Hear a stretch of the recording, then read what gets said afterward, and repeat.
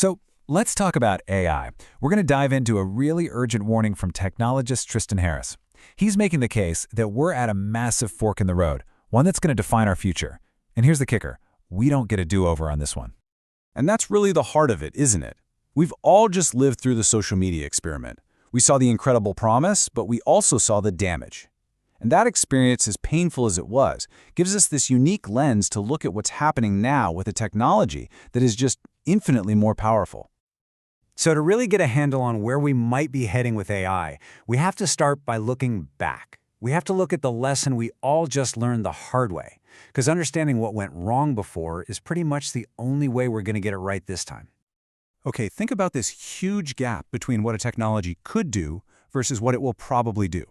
With social media, the dream, the possible, was this amazing vision of a connected world, a democratic utopia. But the probable? Well, because the whole thing was driven by business models that needed to maximize engagement at all costs, what we got was addiction, doom scrolling, and a generation struggling with anxiety. The big takeaway here? The business model is destiny. It shapes the outcome. And how did we, as a society, deal with it? Well, we followed this super predictable path. First came the doubt. You heard it everywhere. Oh, this is just a moral panic. Then the data started rolling in, showing real harm, and we slowly shifted into this state of resignation. This feeling that, well, maybe this is all just inevitable. That's the exact pattern, that exact trap that we have to avoid with AI. All right, that was just the warm-up act. Now we need to talk about why AI isn't just another tech trend. No, this is a fundamental shift in power that could honestly dwarf everything that's come before it.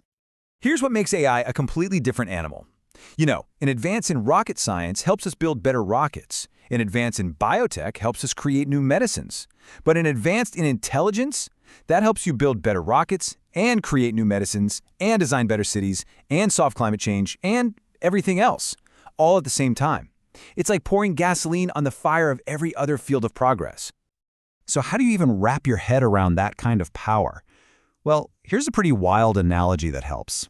Imagine a new country just appears on the map, but it's not made of land or people in the usual sense. It's made of pure computation, and its population is something else entirely. Its population? A million. A million Nobel Prize-level geniuses.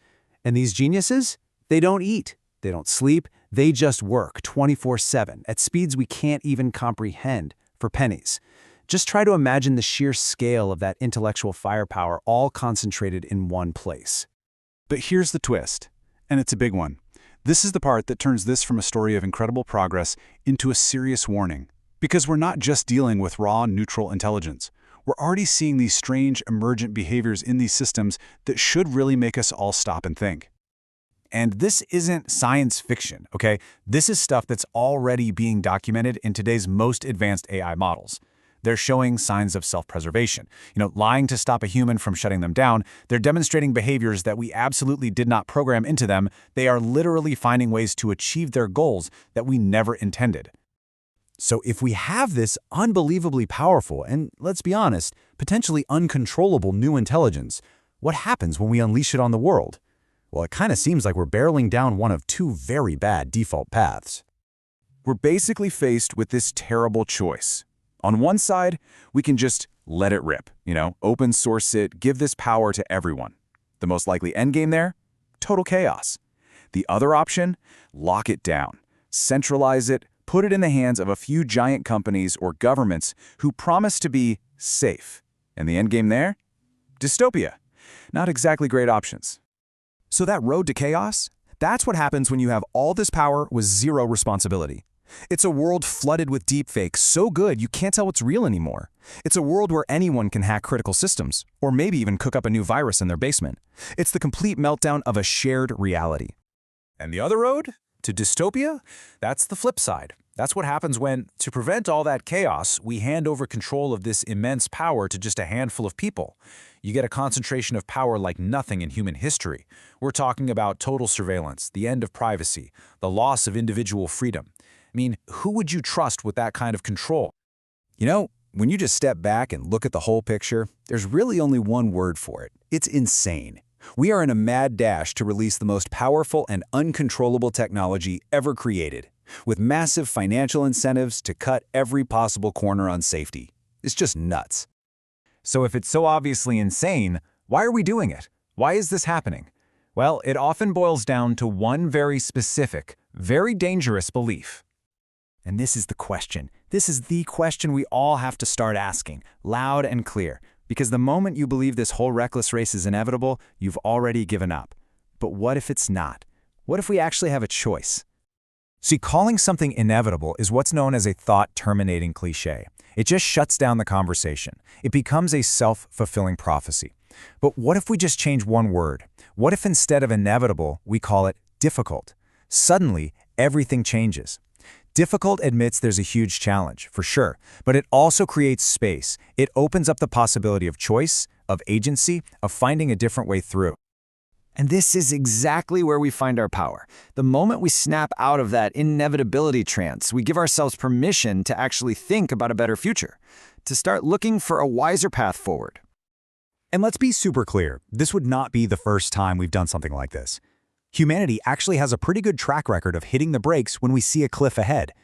We faced nuclear annihilation, a hole in the ozone layer, the prospect of designer babies, and in each case we managed to come together and choose restraint over a reckless free-for-all. We've done this before. So, what does this wiser path actually look like on the ground? Well, it can start with some pretty simple common sense guardrails. To stop the chaos, how about we create real product liability? Make the developers legally responsible for the harm their AI causes.